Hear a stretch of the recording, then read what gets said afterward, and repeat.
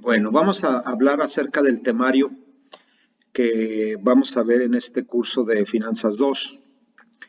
Como ustedes ya saben, el libro de texto pues es el de Principios de Administración Financiera de Lawrence Yitman, que llevaron el tetramestre anterior cuando vieron Finanzas 1, y de ahí revisaron del capítulo 1 al capítulo 7, ¿verdad? Para Finanzas 2 vamos a comenzar en el capítulo 8. El capítulo 8 se titula Riesgo y tasa de rendimiento. Vamos a ver en este tema esos dos conceptos fundamentales, no solo en las finanzas, sino en muchas actividades económicas relacionadas con los dineros, ¿no? Con los pesos. El punto fundamental de la toma de decisiones se basa en el riesgo, que es la posibilidad de pérdida, y el rendimiento que se espera de un instrumento de inversión. Por eso nosotros vamos a analizar, antes de continuar con los temas de Finanzas 2, pues analizando el concepto del riesgo. Vamos a tratar de comprender qué significa el concepto de riesgo, el, el concepto de rendimiento y cuáles son las diferentes categorías de riesgo. Por ejemplo, hay una preferencia al riesgo, hay una aversión al riesgo o hay quien es indiferente al riesgo, ¿verdad? Vamos nosotros a evaluar o a describir los procedimientos para evaluar y medir el riesgo. Ustedes saben que en las empresas pues existen los llamados activos, que son, ¿sí? Los activos que forman parte de las propiedades de la empresa, ¿no? Saber nosotros que un activo tiene cierto nivel de riesgo, pues eso nos hace saber o conocer un poco acerca de la empresa que nosotros estamos manejando o el negocio que nosotros tenemos. Si no conocemos el riesgo que corren nuestros activos, pues estamos ahora sí que caminando a ciegas, ¿no? Por un camino lleno de, pues, baches o lleno de obstáculos, espinas que al rato nos vamos a caer y vamos a sufrir graves consecuencias. Entonces es importante describir el procedimiento para evaluar el riesgo. Vamos a también que saber acerca de las características del riesgo y cómo este se minimiza a través de un portafolio de inversión. Un portafolio de inversión es aquel que contiene diferentes tipos de activos. Un activo tiene un cierto nivel de riesgo, el activo A, por ejemplo, y el activo B, pues también tiene su propio riesgo. Sin embargo, si los junto, voy a tener una combinación de los activos A y B. Y si le agrego otro, pues va a ser el activo C, y entre los tres el riesgo se puede ir minimizando. Mientras más grande sea el portafolio, pues mayor va a ser el riesgo, menor va a ser el riesgo y la expectativa de un rendimiento va a ser mayor. La expectativa no quiere decir el rendimiento va a ser mayor. Por último, pues analizaremos los diferentes tipos de riesgo que existen, ¿verdad? Y a través de qué variables, como por ejemplo el modelo MPAC, que es el que trata de explicar el modelo de fijación de precios de un activo, o bien la línea del mercado de valores, que es otra herramienta que nos ayuda a determinar el valor del riesgo de un activo.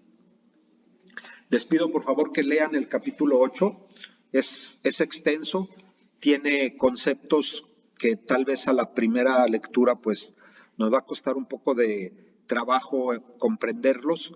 Sin embargo, pues yo les pediría, como lo hacemos siempre en estos cursos, ¿no?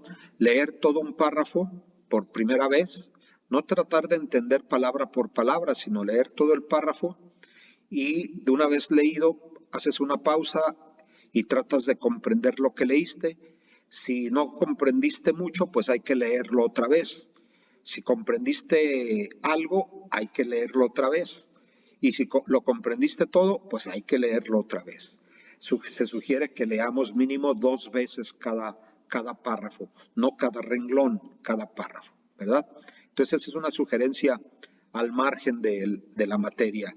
Como experiencia profesional, pues sería una manera de ir comprendiendo lo que nosotros vamos leyendo. ¿Algún comentario, alguna pregunta, jóvenes?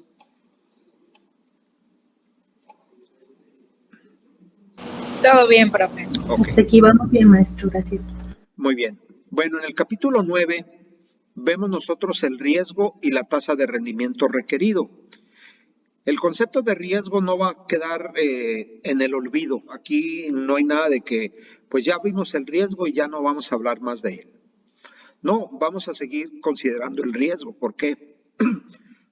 Porque además de que lo podemos identificar y sabemos cuál es, no vamos a tener la certeza de que exactamente sea lo que nosotros hemos medido o lo cual nosotros esperamos que suceda.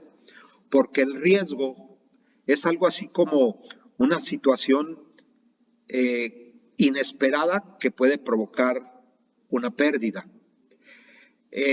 Un ejemplo de esto es lo que pasó en el 2020, ¿no? A principios del 2020. Sucedió que muchos activos perdieron su valor como consecuencia de la presentación de la pandemia, ¿sí?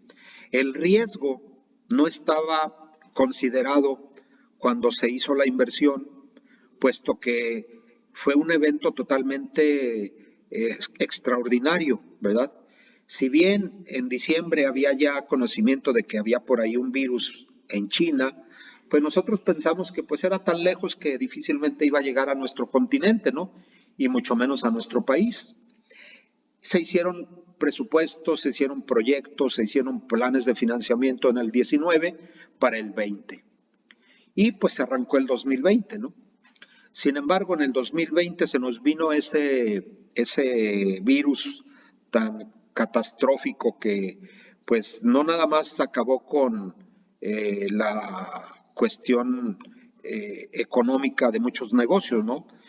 Ya sabemos mucho que cobró muchas vidas, desafortunadamente. Pero bueno, hablando en términos financieros, ese fenómeno vino a darle al traste a todas las expectativas de riesgo y por lo tanto el rendimiento esperado de muchos proyectos pues se vino abajo.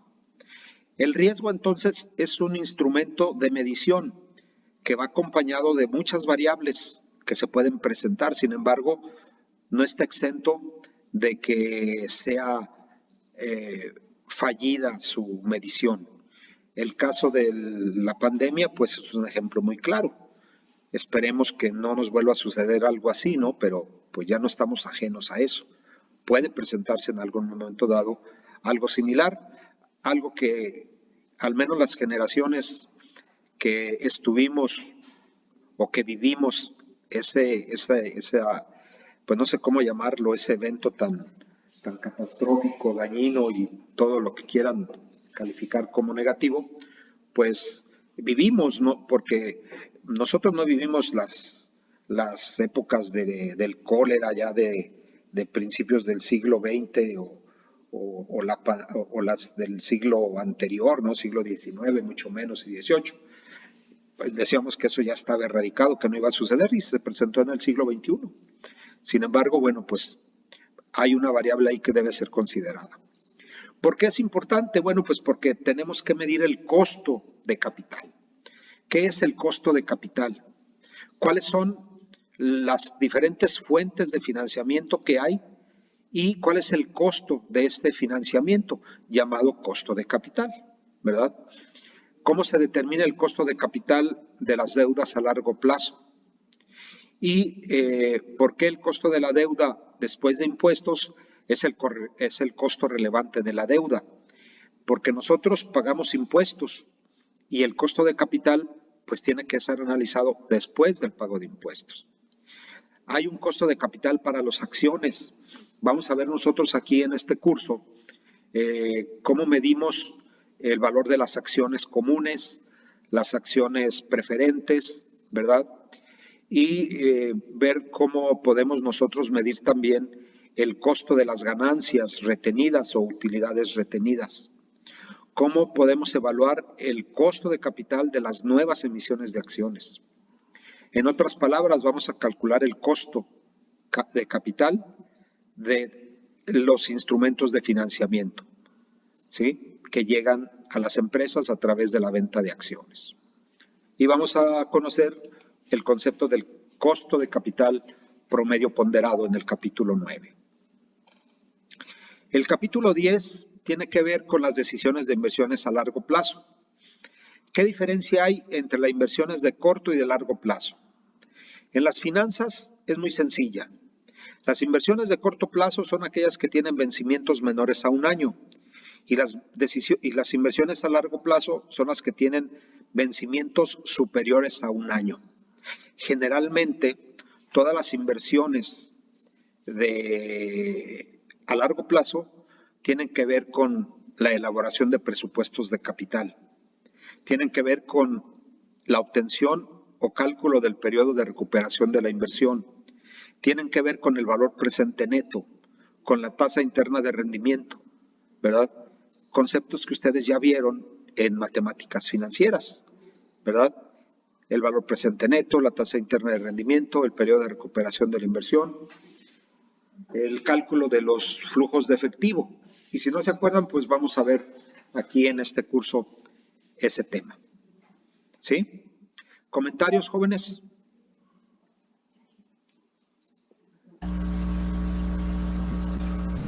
Por ahora ninguno, maestro, estamos atentos.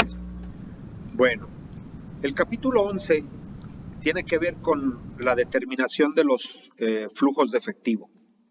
Para tomar decisiones de inversión a largo plazo, necesitamos nosotros generar flujos de efectivo que nos ayuden a hacer una estimación del proyecto a largo plazo, ¿sí?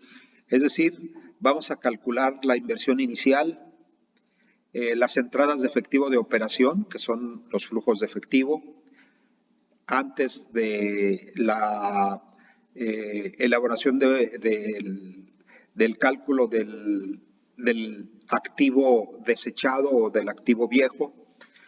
Y vamos a también hacer el uso de la medición del riesgo para implementarlo o incluirlo en el presupuesto de capital. Obtendremos tasas de descuento de riesgo y vamos a elaborarlo con la mayor precisión posible, porque un presupuesto de capital que se elabore sin una variable de riesgo, pues es un presupuesto endeble, ¿no? Es un presupuesto que puede tener fallas de medición o que nos puede dar resultados de dudosa veracidad.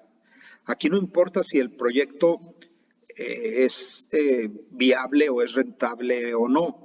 Lo que importa aquí es que los flujos de efectivo sean lo más reales posibles. Si nosotros lo que queremos es aprobar todos los proyectos, pues vamos a obtener flujos de efectivo que nos den valores presentes netos positivos. Podemos manipularlos y presentar proyectos que tienen tasas de rendimiento también muy altas, pero ese no es el objetivo. El objetivo es tratar de presentar proyectos lo más confiables posibles. Y si esa confiabilidad tiene que ver con que un proyecto no es o debe de ser aceptado, pues se debe de presentar tal cual, ¿sí? Nosotros como administradores financieros no tenemos la obligación de presentar únicamente proyectos viables o proyectos rentables, ¿verdad? Tenemos también la obligación de presentar el resultado, ya sea negativo, de un proyecto muy, muy alentador, ¿sí? Entonces, por ese lado, pues debemos de tener cargos de conciencia, ¿no? Aquí no hay de que, no, pues a fuerza que pase el proyecto y lo podemos manipular para que pase, pero no es el objetivo. En el capítulo 12 hablaremos acerca de las decisiones financieras a corto plazo. La diferencia con la anterior es que estos tienen un un periodo de vencimiento menor a 1 año. Y esas decisiones tienen que ver con el apalancamiento, con la estructura de capital de la empresa, es decir, utilizar el método de la utilidad antes de intereses e impuestos, ¿sí? Que vamos a hacer el análisis de la estructura de capital. Vamos a tratar de seleccionar la estructura de capital o de financiamiento óptima. ¿Qué es el apalancamiento? ¿Cuántos tipos de apalancamiento existen? Sabemos que hay el apalancamiento operativo y el apalancamiento financiero, ¿verdad? ¿Qué entendemos por apalancamiento? A ver, me gustaría escuchar.